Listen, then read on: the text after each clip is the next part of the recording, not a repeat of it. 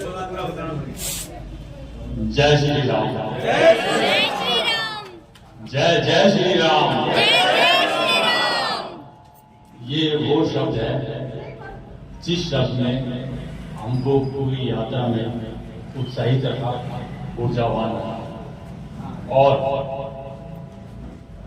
इस शब्द की महत्ता अगर मैं घर से नहीं निकलता तो मुझे कभी पता भी नहीं चलता। राम हमारे देश की आत्मा है।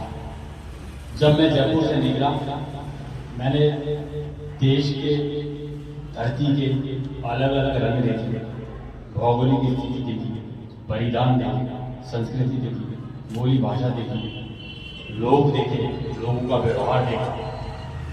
परंतु सब में एक बात समान थी, जहां लोगों के चेहरे नहीं मिलते, आंखें नहीं मिलती, बोली नहीं मिलती। जब आप उससे बोलते हो, मेरी साइकिल पे भगवान झंडा था, जब बोलते हैं जय श्री राम, तो समझ जाता है कि ये देश के लिए जीने बनने वाले लोगों में से है। जय श्री राम। सीधा बोल देते राम मंदिर अयोध्या रामेश्वरम। मैंने रामेश्वरम गोइंग कमिंग, मैंने गोइंग इतनी ही बात की। पर वो आदमी हमसे जुड़ जाते हैं। ये जो मैं आपको सुगत पद बता रहा हूँ वो है जो आत्मा को सुकून देता था, कहीं भी किसी भी कोने में आपको ऊर्जावान करता था। आप ये शब्द देश की आत्मा है। राम राम बोलो, सिया राम बोलो, जय श्री राम बोलो। राम इस देश की आत्मा है। जय श्री राम। इसके बाद की बात यह है, 28 तारीख को हमने ये यात्रा शुरुआत की। 28 मार्च मेरी बड़ी बहन मंजू शर्मा जी ने मुझे उत्साहवर्धन किया। मेरे बड़े भाई कालीचरण जी जी का सदा से उनका आशीर्वाद है। उन्होंने मुझे उत्साहित करके बोले आप करोगे। तो इन दोनों का उत्साहवर्धन आप सब लोगों का ने मुझे ऊर्जावान बनाए रखा। तालियों के साथ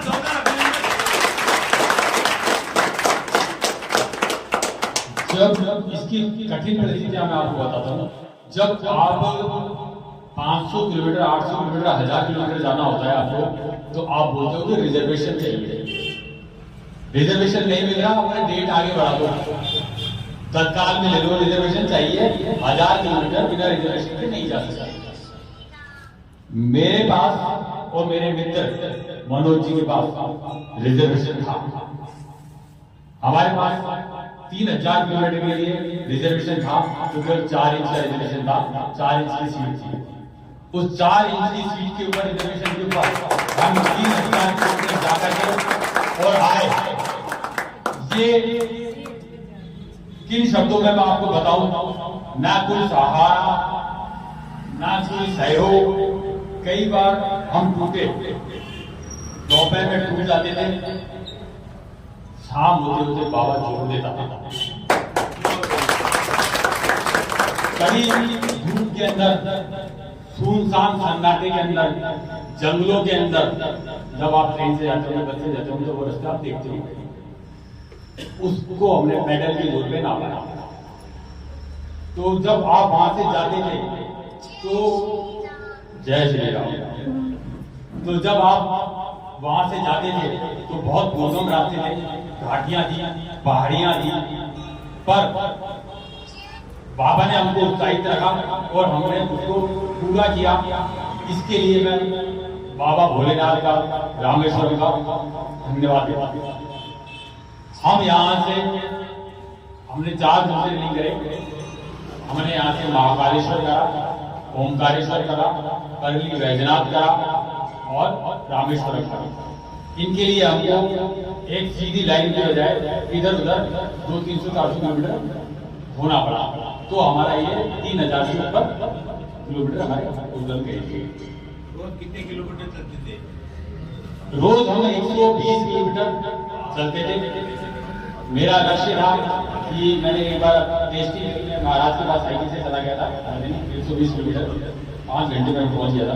मैंने बेटा 200 किलोमीटर चेपेगा, मजा आएगा, कोई दिक्कत नहीं। 200 किलोमीटर से 15 मुझे 3000 किलोमीटर हो गए। पर जब 3000 चलाना था तो फिर 200 किलोमीटर नहीं आया। 120 अगर रोड प्लेन थी तो 120, पहाड़ियां जंगल सुनसान, तो वहां पे 100 ही किलोमीटर निकला, कभी कभी 80 भी किलोमीटर निकला देता। पर वो बाबा के आशीर्वाद से, आप लोगों की सबकी पूजा से हमने उसको पूरा किया। दुर्गम रास्ते थे, जंगल था, चिड़ी का बच्चा भी नहीं दिखता था, कोई आदमी नहीं दिखता था। कई बार मन थोड़ा सा, वकील रूप में पीछे थे, सब मेरे पास आते हैं कि भाई हमारे मन को मजबूत करो। मैंने यार सुनसान जंगल में तो अपना मन कमजोर हो रहा है, इसको जंगल को दावा निकालना है। कंटिन्यू साइकिल से ही चलते या थोड़ा बहुत पैदल भी चलते थे? इस जंगल से अपने को निकलना है। कोई नहीं दिखता था इसलिए, पर जब कोई दिख जाता था तो और जल्दी निकलना पड़ता था कि ये अकेला क्या कर रहा है इसके अंदर, ये साइकिल चाहिए क्या इसको अपनी, ये जंगल भी जाएगा अपना। जब हमारी प्रैक्टिस ऐसी हुई थी, हमारे भाई ने बहुत अच्छा बताया, फिर लगातार साइकिल से चलते थे। तभी हमारी प्रैक्टिस ऐसी हुई थी कि छोटी छोटी पुलिया चढ़ाई, इसको हम साइकिल पे ही चढ़ते थे। परंतु कई बार ऐसी पहाड़ियां, घनघोर घाटियां, भैरव घाटी, बरहानपुर के जंगल, दर्रा घाटी, ऐसी कई जगह आ जाती थी। तो वहां पे जब बहुत ज्यादा खड़ी चढ़ाई होती थी तो हमको उतर के चलना पड़ता था, पैदल चलना पड़ता था हमको। पहाड़ियों में तो पैदल चलना, हाँ पैदल। तो वहां पे जो इंजन है वो भी फिर जाते थे ट्रक वाले, और कई बार तो हम पसंद होते थे, मैं रोना थी ये इंजन फिर गया, पर अपना इंजन काम कर रहा है, चढ़ा रहे हैं साइकिल। तो बहुत लंबा हो जाएगा। हम जब रास्ते में जाते थे तो हमारा शेड्यूल ये रहता था, भीषण गर्मी रहती थी और साउथ के एरिया में बहुत ज्यादा गर्मी है, क्योंकि जो सूर्य की किरणों को समुद्र परावर्तित करता है। जैसे कांच पे आप सूर्य की किरण पड़ो तो उस पर चिल्का, अपने शब्द में बोलते हैं चिल्का आता है वापस, वैसे सूर्य की किरणों को समुद्र परावर्तित करता है वापस। तो सूर्य के ऊपर से पड़ती है और नीचे से वापस परावर्तित करता है, बहुत तेज होती है। तो हम सुबह 5:30 बजे से लेकर के 11:30-12 बजे तक, जब तक हमारी क्षमता रहती है तब तक हम चलते थे, दिन में आराम करते थे। उस आराम करने के दौरान हम किसी होटल में ऐसा भोजन की व्यवस्था करते थे। जंगल पहाड़ी होगी तो वहाँ कहाँ होटल, भूखे भी रहते थे, भूखे भी रहते थे। परंतु बाबा ने कभी भी भूखा सुलाया नहीं, क्योंकि शाम को ऐसे कई बार ऐसा होता था, वही समय तो हमारा साइकिल चलाने का, दोपहर में आप साइकिल चला नहीं सकते, या तो आप सुबह चलाओगे या शाम को चलाओगे। शाम का समय आपका 4:30 से लेकर के 7-7:30 बजे तक का साइकिल चलाने का, क्योंकि उसके बाद अंधेरा हो जाता है। आप वो जगह अनजान होती है, उन अनजान जगहों पर आप साइकिल नहीं चला सकते कि कैसे लोग हैं, कौन सा गांव है, क्या है, परिधान क्या है, वो लोग अपने से समावेशित होते हैं कि नहीं होते। उनको कई जगह ऐतराज वाली जगह थी जहाँ को आपका हवा निकल गई, भगवा जगह। तो शाम होते होते हमको फिर अंधेरा होते हुए सुरक्षित जगह भी देखनी पड़ी थी, और वही समय खाना वाना खाने का। पर हम शाम के समय जैसे कोई मंदिर हमारा ऐसा तलाशते थे, तो बड़ा मंदिर आपको करना है। बड़े मंदिर में देखिए आप ढाबे को, किसका ढाबा है, क्या ढाबा है, आज उसका काम होता है। मंदिर है तो मंदिर के आसपास माहौल वही मिलेगा, तो हम मंदिर में प्रेफर करते थे। मंदिर में रुकते ही जिस दिन भी हमने खाना नहीं खाया, उस दिन बाबा भोलेनाथ ने हमारे लिए खाना खाया।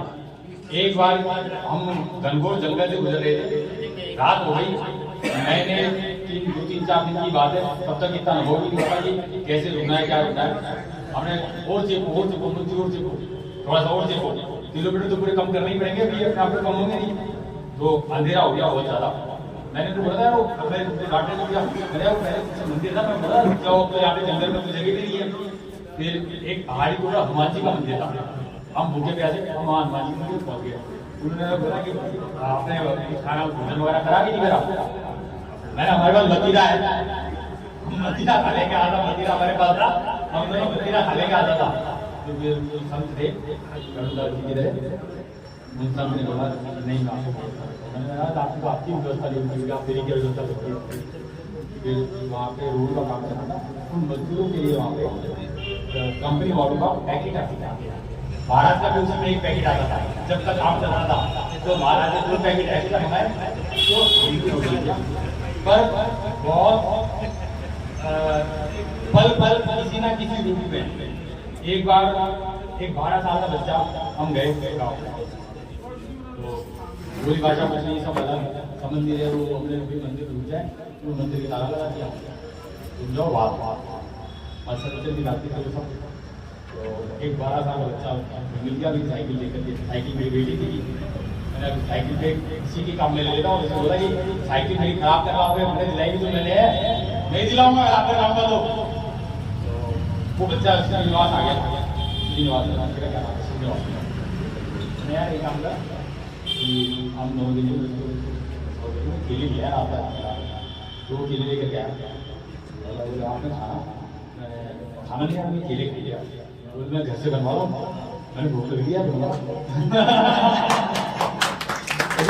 साइकिल चला के ऊर्जा ज्यादा मांगती है, शरीर दुबला हुआ मोटा हो, ऊर्जा बदल मैंने बना रहा।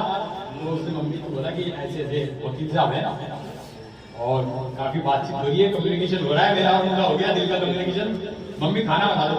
उन्होंने खाना लगा दिया, बहुत अच्छे से अच्छा करा। कई बार पानी भी वहाँ पे हमारे यहाँ पे मटका वगैरह वहाँ का ठंडे पानी को ज़रूरत है, वहाँ पे मटका वगैरह रखने का कोई सिस्टम नहीं है, वहाँ पे इतनी गर्मी रखेगा ठंडा पानी वो लोग पिएंगे तो बीमार पड़ेंगे। तो प्लास्टिक के मटके रखते हैं, आपको MP और महाराष्ट्र तक बड़े मटके मिलेंगे काले काले, उसके बाद आपको मटके नहीं मिलेंगे, प्लास्टिक के मटके में पानी रखते हैं वो, और वो ठंडा पानी पी नहीं सकते, वो बीमार पड़ जाएंगे वहाँ के एटमोसफेयर के बाद। तो हमारे क्या उन मटकों में वो पानी रखते थे। कई बार सफर में ऐसा कोई कि पानी की दिक्कत हो जाती, पर मैं निशब्द हूँ, मैं बाबा के आगे दंडवत हूँ, मैं मेरी बड़ी बहन मेरे बड़े भाई मंजू जी और काली चरण जी ने जो मुझे उत्साहवर्धन करके भेजा था, आप लोगों ने जो मुझे निरंतर जय श्री राम लिखा के जो मेरे को शाम को मैं जब मोबाइल बोलता था तो आप लोगों ने जय श्री राम को मुझे ऊर्जा देता था, पूरी करी। आप सब लोग आए, मैं आपका आवेदन नहीं करता हूँ, मैं आप सबके प्रति साधुवाद हूँ, आप सबका बहुत आभारी हूँ कि आप पल पल मेरे साथ रहे। जय श्री राम। जय श्री राम।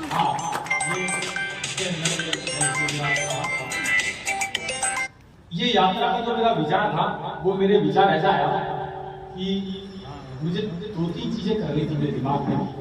एक तो हमारा भी कर्तव्य बनता है, अगर हम जीवन नहीं दे सकते, जीवन का 1 महीना तो दे सकते हैं।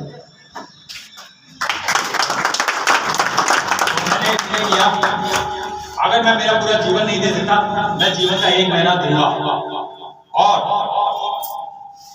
बोली भाषा परिधान संस्कृति अनेकता होते हुए मोदी जी का गुणगान, मोदी जी के कार्यों के बाद मैंने आप लोगों ने समय से फेसबुक से जुड़े हुए हैं, कभी 10 लोगों में, कभी 2 लोगों में, कभी 100 लोगों में, कभी 50 लोगों में, सब मैं बात करता हुआ गया।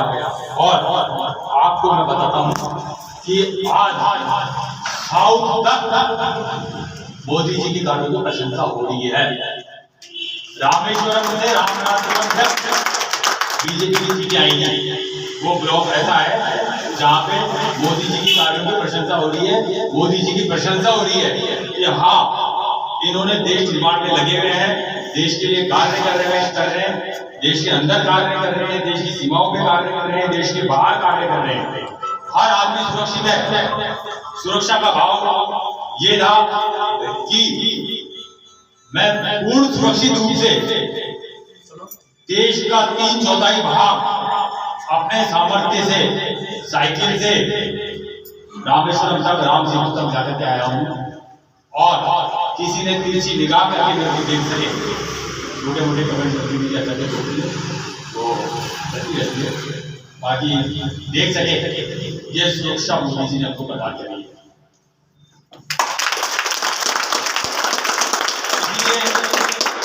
देश के लिए मैंने मोदी जी के लिए कुछ नहीं किया, मोदी जी देश के लिए कर रहे हैं, तो उनके माध्यम से मैंने वो और कर सके देश के लिए, उनको और सशक्त मजबूत, लोगों का और विश्वास उनमें बढ़े।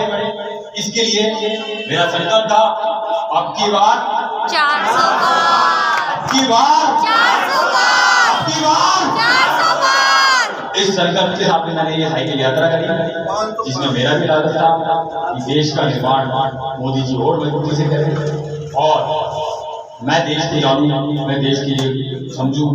कभी मौका मिले तो मैं भाई साहब के साथ में और कुछ देश के लिए कोई अपनी योगदान सेवा दे सके। धन्यवाद।